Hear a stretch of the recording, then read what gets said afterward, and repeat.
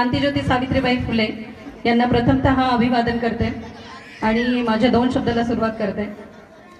आजच्या कार्यक्रमाच्या अध्यक्षा गावाच्या प्रथम नागरिक अंबाला गावच्या प्रथम नागरिक हौसाताई, तसंच जिल्हाध्यक्ष शिक्षक सेना महिला आघाडी यांच्या प्रमुख भारतीताई सोळुंके, आपल्या कन्नड नगराच्या नगराध्यक्षा स्वातीताई कोल्हे, तसेच बिलांगे मॅडम, आदरणीय केसकर मॅडम, आदरणीय प्रतिभा देसाई मॅडम, तसेच शिक्षक सेना महिला आघाडीचे सर्व पदाधिकारी, शिक्षक सेना महिला आघाडी सर्व कार्यकारिणी, सर्व महिला शिक्षिका बंधू भगिनी आणि तसंच इथं अंबाला गावच्या ज्या लेडीज आलेल्या आहेत, ऊसतोड महिला कामगार, त्यांच्यासाठी या कार्यक्रमाचं प्रयोजन होतं, त्या सर्वांचं मनपूर्वक अभिनंदन आणि स्वागत।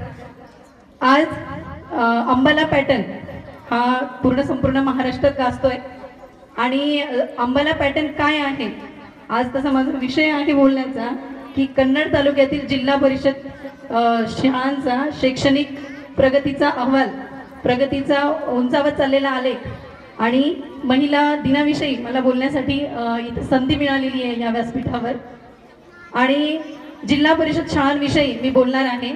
आणि त्यात सर्वप्रथम महाराष्ट्रात अंबाला पॅटर्न गाजतंय त्याविषयी माहिती जवळजवळ सूत्रसंचालनामध्ये आलेलीच आहे। खरंच कौतुकास्पद आणि प्रेरणादायी असं काम ही पूर्ण अंबाला टीम करते आहे। दरवर्षी आता अंबाला पॅटर्न आहे काय किंवा नेमकं अंबाल्याचं काय विशेष आहे म्हणून एवढं नाव पूर्ण महाराष्ट्रात होत आहे, तर त्याच्या मागे ऊसतोड महिला ज्या असतात किंवा ऊसतोड कामगार जे असतात ते दरवर्षी स्थलांतरित होतात आणि त्यामुळे मुलांचं शैक्षणिक नुकसान होतं। ते होऊ नये याकरिता एक बालरक्षक टीम हा जो पॅटर्न आहे हा महाराष्ट्रात राबवला गेला आणि बालरक्षक टीम अंतर्गत आपल्या कन्नड तालुक्यामध्ये अंबाला टीमने हे धाडस केलं आणि जवळजवळ 148 मुलांची निवासी राहण्याची व्यवस्था जी आहे ती अंबाला टीमने केलेली आहे। अंबाला टीम मध्ये विशेष कौतुक करावं ते ह्या पूर्ण स्टाफचं, Kalyan Pawar sir, Rajput sir, Ahire sir, Agale sir, Bhikan Patil sir, Rathod sir, तसंच ladies Rathod madam, Shewale madam, Bankar madam, Ratna Parkhe madam, देव मॅडम, या सर्वच अंबाला टीमचं विशेष कौतुक की त्यांनी हा प्रेरणादायी उपक्रम राबवला। आणखी हे सांगावंसं वाटेल की मागच्या वर्षी 200 विद्यार्थी म्हणजे पूर्ण औरंगाबाद जिल्ह्यामध्ये 200 विद्यार्थी आपण स्थलांतरित होण्यापासून रोखू शकलो होतो, तो आकडा यावर्षी जवळजवळ 2000वर गेलाय आणि इथं अंबाल्यामध्ये 148 विद्यार्थी म्हणजे महाराष्ट्र राज्यात पहिली अशी शाळा आहे की मोठ्या प्रमाणात बालरक्षक टीम जे ती इथं काम करते आहे आणि ही अभिमानास्पद बाब आहे। जवळजवळ 70 ते 80 हजार रुपये त्यांनी वाहतुकीवर खर्च केलेला आहे। गुजरात आणि पश्चिम महाराष्ट्रातून मुलं त्यांनी इथं आणली आणि म्हणून हे अंबाला जे आहे हे विशेष इथं गाजतंय। सर्व यंत्रणा यासाठी मदत करते आहे, अगदी सीओ मॅडम, ईओ मॅडम यांच्या भेटी इथं झालेल्या आहेत। मला या व्यासपीठावर अजून असं सांगावंसं वाटतं, हे अंबाल्याविषयी माझं बोलून झालं।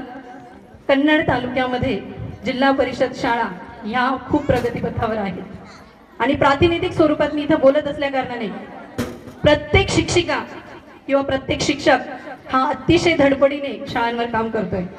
या व्यासपीठावर मी सांगू इच्छिते की तंत्रस्नेही शिक्षक, उपक्रमशील शिक्षक, कृतिशील शिक्षक यांची खाणच जणू कन्नड तालुक्याला सापडलेली आहे आणि प्रत्येक जण पॅशनेटली काम करतोय।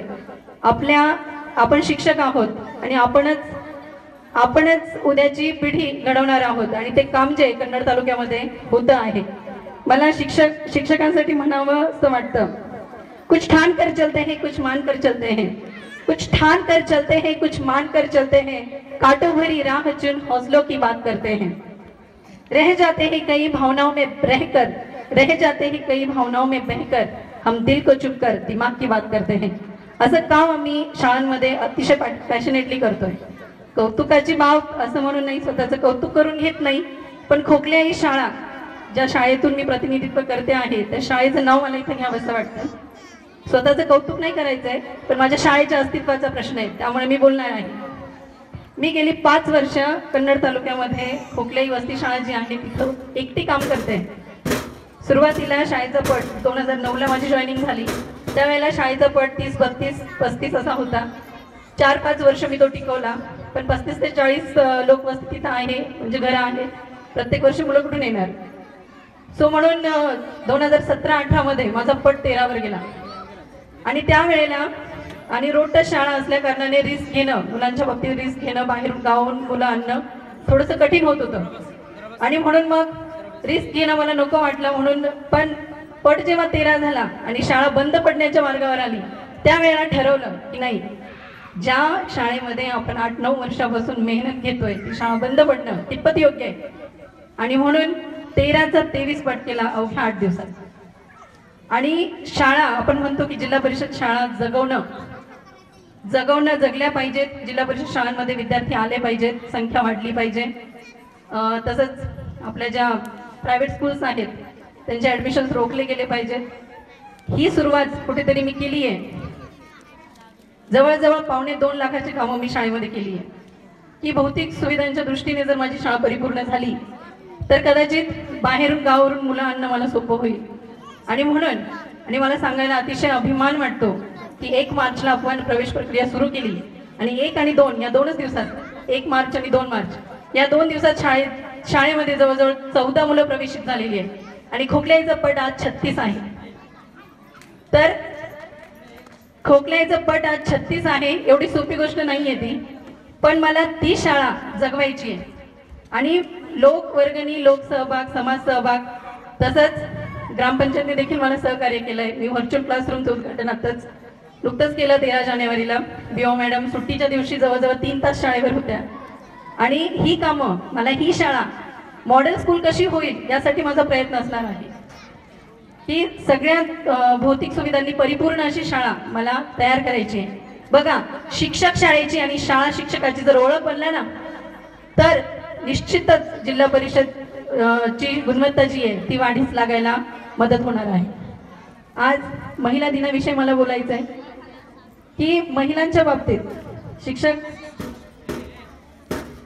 एक्सेप्ट द चॅलेंजेस, आव्हान स्वीकारण्याची तयारी जी आहे ती आपली असायला हवी. कोणत्याही क्षेत्रात जर काम करतोय आपण, नवनवीन आव्हानं समोर येत असतात, त्या आव्हानांचा स्वीकार आपल्याला करायचा आहे. आणि ही प्रवृत्ती आपल्यामध्ये आजच्या दिनी हा संकल्प करायचा आहे की ही प्रवृत्ती आपल्यामध्ये कुठेतरी मानवली गेली पाहिजे. तसंच we should respect ourselves first, then the world will respect you. जर आपण रिस्पेक्ट करू शकलो नाही, बघा नामदेवराव जाधव यांचं प्रकरण सध्या महाराष्ट्रात गाजत आहे. भाऊंचं असं म्हणणं होतं की प्राथमिक शिक्षक हा देशद्रोही आहे. तसंच काही काम न करण्याचे 70,000 रुपये आपण घेतो. इथं बसलेल्या प्रत्येकाला माझा प्रश्न आहे, खरंच असं आहे का? बिलकुल नाहीये. बेताल वक्तव्य केलं आहे साहेबांनी. त्या साहेबांना या व्यासपीठावरून मला सांगावं असं वाटतं की अजून मला 10 वर्ष होत आहेत सर्व्हिसला लागून, मी 35चा आकडा ओलांडला नाही. 70,000चा हिशोब यांनी कुठून केला? आणि दुसरी गोष्ट, तासाभराचे लाखो रुपये हे कमवतात आणि शिक्षकाच्या पगारावर डोळे ठेवतात. हे कितपत योग्य आहे? सो नामदेवराव जाधव यांना सांगू इच्छिते मी की शिक्षक हा खरंच इथं धडपडीने काम करतोय, शाळा जगवतोय, शाळा समृद्ध करतोय, विद्यार्थी समृद्ध करतोय. आणि आपण आपला जर रिस्पेक्ट केला नाही, या माणसाने त्याचं वक्तव्य मागे घेणं अत्यंत गरजेचं आहे. कारण आपणच जर आपला रिस्पेक्ट केला नाही तर कुणीही आपला रिस्पेक्ट करणार नाही. तसंच दाय वर्स्ट एनिमी असं म्हटलं जातं, तूच तुझी शत्रू. आता ही विरुद्धावली आपल्याला खोटी ठरवायची. आपण आपल्या आजूबाजूच्या महिलांचा आधार व्हायचा आहे. आपल्या कुटुंबातल्या महिलांचा, तसंच आजूबाजू शेजारी पाजारी ज्या महिला असतील त्यांना सपोर्ट द्या, त्यांना उभं करा की त्यांनी काहीतरी केलं पाहिजे, त्यांनी विकसित झालं पाहिजे. केसकर मॅडम, तुम्ही म्हटलात की कोणी समोर येऊन बोलण्याची हिंमत वगैरे करणार नाही. मी माझ्या वस्तीवरच्या लेडीजमध्ये तो आत्मविश्वास निर्माण केलाय. स्वातीताई कार्यक्रमाला आल्या होत्या, त्या दरम्यान लेडीज स्वतः समोर येऊन बोलत होत्या. हे आपलं यश म्हणावं लागेल. तसंच फिजिकली आणि मेंटली फिट आपण होणं गरजेचं आहे. शारीरिक आणि मानसिक दृष्ट्या फिटनेस जर असला तर आपण साहजिकच काम जे आहे ते आपलं उत्कृष्ट रीतीने करू शकतो. शेवटी एवढंच म्हणेल, कारण उशीर होतोय. एक कविता आहे, आपापसातील हेवे दावे बाजूला सारून मैत्रीचा बंध निर्माण करू शकलो तर आपण जिंकलो. बघा, सर्व महिला शिक्षकांसाठी आहे खास. भाळणारे 4 क्षण तटस्थपणे टाळू शकलो तर आपण जिंकलो. मनातील भीती बाजूला सारून आत्मविश्वासपूर्वक बोलू शकलो तर आपण जिंकलो. चुकीच्या गोष्टींना चुकीचं म्हणण्याचं धाडस करू शकलो तर आपण जिंकलो. ज्या क्षणी सपशेल हरलो असं वाटेल त्या क्षणी स्वतःला सावरू शकलो तर आपण जिंकलो. आणि अर्थहीन गोष्टीतही, अर्थहीन अर्थशून्य गोष्टीतही नाविन्याचा शोध घेऊ शकलो तर आपण जिंकलो. एवढं बोलून मी माझे 2 शब्द संपवते. महिला कार्यकारिणीने, महिला शिक्षक आघाडीने हा कार्यक्रम आयोजित केला. शिक्षक सेना महिला आघाडीने हा कार्यक्रम आयोजित केला. अतिशय सुंदर उपक्रम आणि एक सामाजिक भान जोपासणारा हा कार्यक्रम आहे. ऊसतोड महिला कामगारांसाठी हा कार्यक्रम आहे. या उत्कृष्ट आयोजनाबद्दल सर्व कार्यकारिणीचे सर्व कार्यकारिणीचं अभिनंदन आणि मला बोलण्याची संधी दिली त्याबद्दल धन्यवाद. एवढं बोलून मी माझे 2 शब्द संपवते. जय हिंद, जय महाराष्ट्र.